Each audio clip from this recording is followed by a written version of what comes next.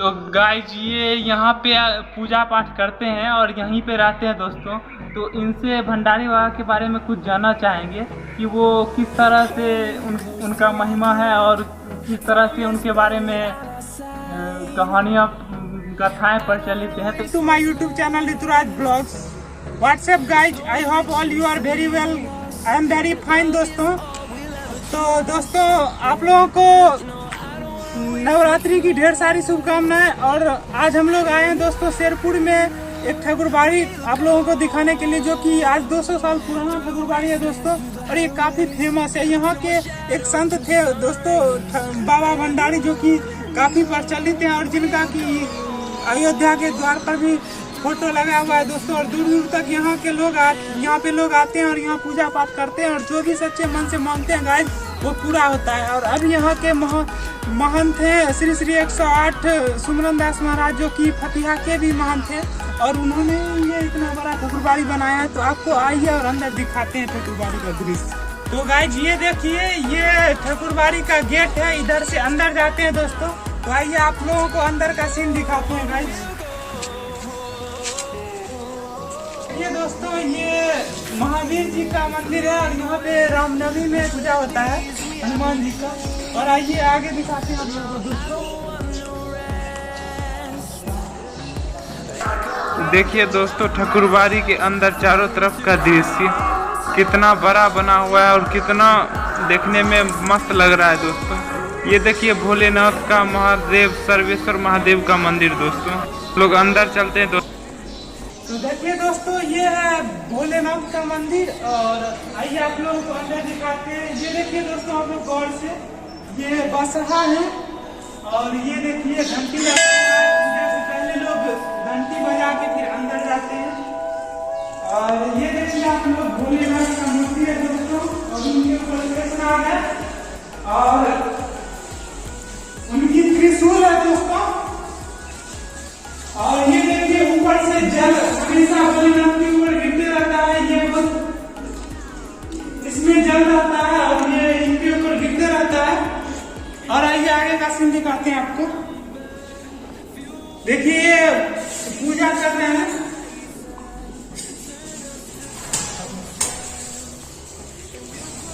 ये देखिए गाइस भगवान गणेश की मूर्ति है। और इधर आइए और आप लोगों को दिखाते हैं। और ये देखिए दोस्तों ये माता पार्वती का मूर्ति है। और आगे देखिए दोस्तों ये ब्रह्मदेव का मूर्ति है दोस्तों। और आगे आइए आप लोगों को दिखाते हैं दोस्तों। कुआं है, यहाँ अंदर जाने से पहले पैर धोना पड़ता है।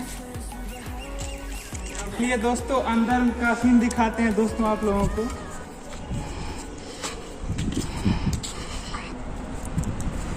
और ये देखिए दोस्तों यहाँ पे हर साल जब यज्ञ होता है तो यहाँ पे सभी लोग बैठ के और भजन कीर्तन करते हैं। और उधर बाबा भंडारी का और सारे ठाकुर जी का मूर्ति है। तो आइए आप लोग देख सकते हैं गाइस।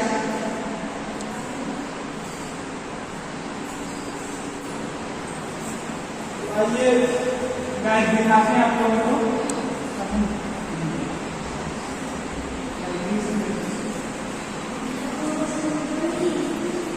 तो दोस्तों देखिए यही है बाबा भंडारी और हमारे गांव के महान संत है दोस्तों। इनकी बहुत ही कृपा है दोस्तों। और इनके कृपा से हमारे गांव में कभी पानी नहीं आता है दोस्तों। हमारे यहीं से कुछ आगे एक बांध है। इस गांव के अलावा दूसरा गांव हर साल डूब जाता है दोस्तों। लेकिन इनकी कृपा से यहाँ पे कभी पानी नहीं आता है और कभी कोई चीज का कमी नहीं होता है। अन्न खाना पीना कोई चीज का इनके कृपा से कमी नहीं होता है दोस्तों। तो आइए और दिखाते हैं आप लोगों को।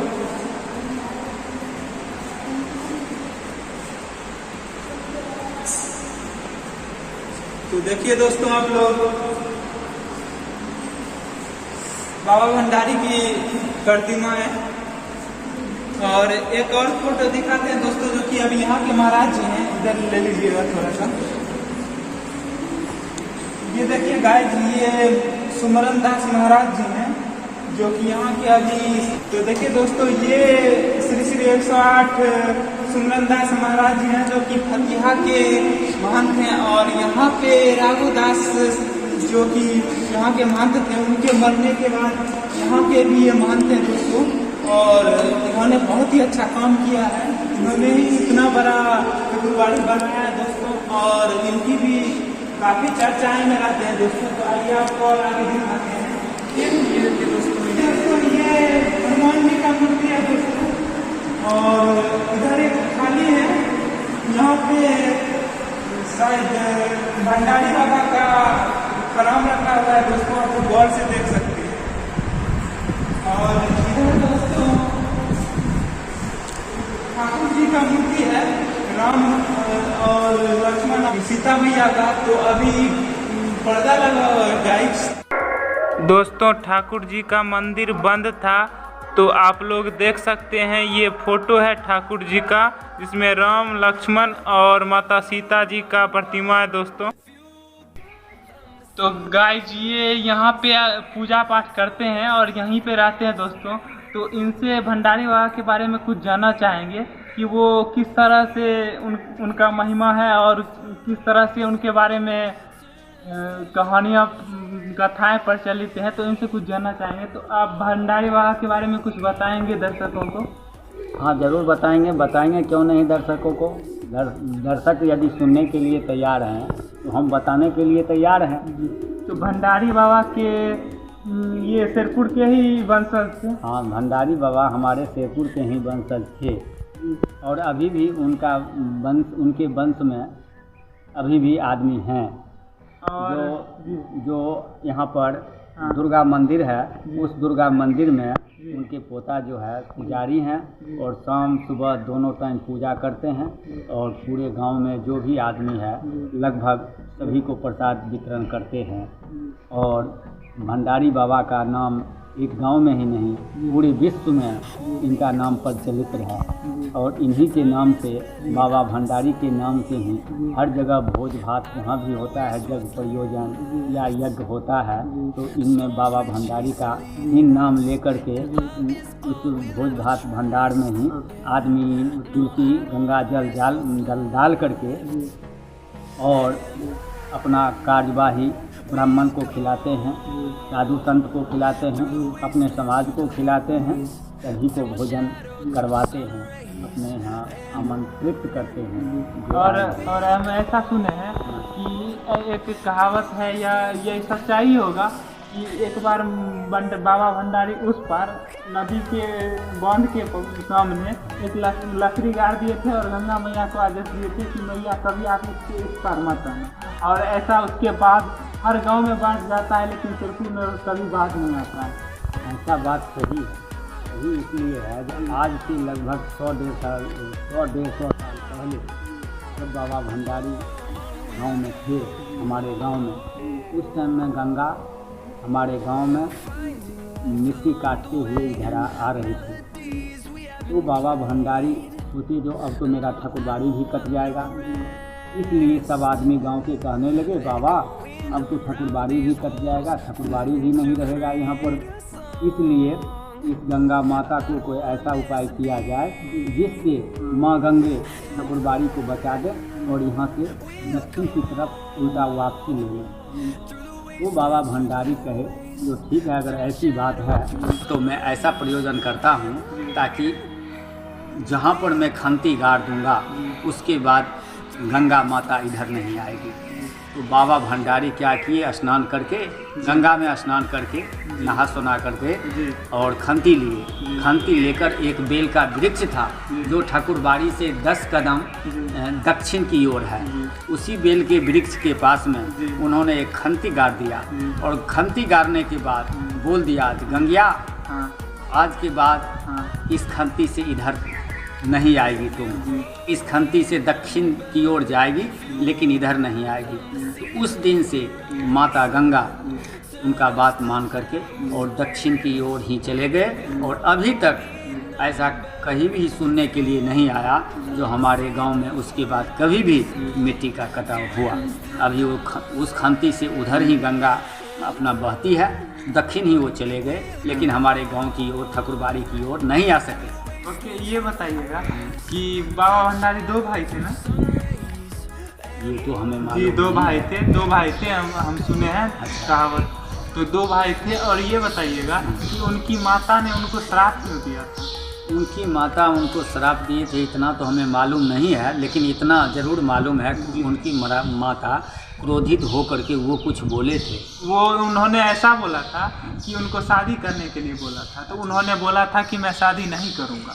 तो उनकी माता को दिक्कत होता था, उनको भी तो मन में होता होगा कि मुझे भी घर में बहू आए। हाँ। तो इसी बात से उन्होंने श्राप दिया था। हाँ, तो और तो वो बोले थे जो कि हम साधु संत हैं, हम साधु संत हम बनेंगे, हम शादी नहीं करेंगे। तो उनकी माता बोली कि इन जन्म दे करके पाल पोस करके हमने तुमको इतना बड़ा किया वंश चलाने के लिए, लेकिन तुम अगर मेरा बात नहीं मानेगा तो तेरे जीव में ही पिल्लू भर जाएगा।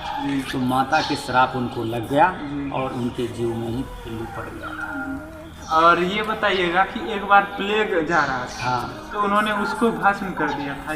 इसके बारे में थोड़ा विस्तार से बताइए। इसके बारे में हमें तो मालूम नहीं है, लेकिन हो सकता है पुजारी जी को ये बात मालूम हो। तो ये पुजारी जी बात ये है कि एक बार प्लेग जा रहा था, तो उनको उन्होंने कुछ आदेश दिया, तो वो रुका नहीं, तो उन्होंने मिट्टी उठा के उसके ऊपर छीट दिया, वहीं पे प्लेग भस्म हो गया। हाँ, तो उनमें इतनी बड़ी शक्ति थी जो वो जो भी कर देते थे वो सच होता था, कभी उनका बात मिथ्या नहीं गया, व्यर्थ नहीं गया। एक बार भोज हो रहा था जिसमें कि भोज में कमी हो रहा था सामान में, तो उन्होंने जब बनाने वाले भंसिया थे उन्होंने आके बाबा को बोला था, तो उन्होंने बोला था ना कि तुम क्यों चिंता करते हो हमारे होते हुए। उस टाइम में जब राम अवतार बाबा की माँ मर गई थी, जी समझ गए ना। राम अवतार बाबा उनके कौन थे? बाबा भंडारी। बाबा भंडारी के पड़ोस के भाई लगेंगे शायद, जी समझ गए ना। तो उनकी माँ मर गई थी, तो वो बोले अब तो हम साधु महात्मा हैं, अब तो हम घर जा नहीं सकते हैं, और तुम भी है साधु महात्मा, लेकिन मेरी माँ मर गई है, तो उसका भोज भात में तुम ही जाएगा और तुम ही वहाँ का भोज भात संभालेगा। तो बाबा भंडारी क्या किए, जब भोज कर दिए, अपने गांव के सारे आदमी को खिला पिला दिए, उसके बाद विद्यापति का जितने भी गिरी लोग थे वो हम शेरपुर में आकर के भोज खाने के लिए पहुंच गए। उनको मालूम हो गया कि शेरपुर में भोज है, उन लोग उस टाइम में गरीबी का समय था, वो लोग शेरपुर में भोज खाने के लिए आ गए। तो भोज का जो प्रयोजन था वो तो ख़त्म हो चुका था, लेकिन थोड़ा बहुत बचा हुआ था। तो आदमी सब घबरा गया कि भाई भंडार में तो कुछ है नहीं, तो इन लोग को खिलाएंगे क्यों? 200-250 आदमी है, इसको हम क्या खिलाएंगे? बाबा भंडारी बोले क्या बात है? वो बोले जो आकर के इनसे कान में बोले चुपचाप, जो सब कुछ तो ख़त्म है, कुछ है नहीं, इन लोगों को क्या खिलाएंगे? बाबा भंडारी बोले ऐसा करो, इन लोगों को बैठाओ, और सबको बैठा दिए। बैठाने के बाद बोले जो एक चादर लाओ, चादर दिए, और बोले जो इस चादर को उहारना मत, जो बर्तन है उस बर्तन को ढके रहने देना, और तुम इसको खिलाते जाओ, जितना आदमी खाएगा उतना तुम खिलाओ, लेकिन इससे घटेगा नहीं। तो 200-250 आदमी थे, 200-250 आदमी को खिलाने लगे, सबको खिला दिए, फिर भी वो भंडार वैसे का वैसे ही रह गया। उसी दिन से बाबा भंडारी के नाम से प्रचलित हो गया कि बाबा भंडारी का नाम भंडार में होना जरूरी है, क्योंकि भंडार यही पूरा करते हैं।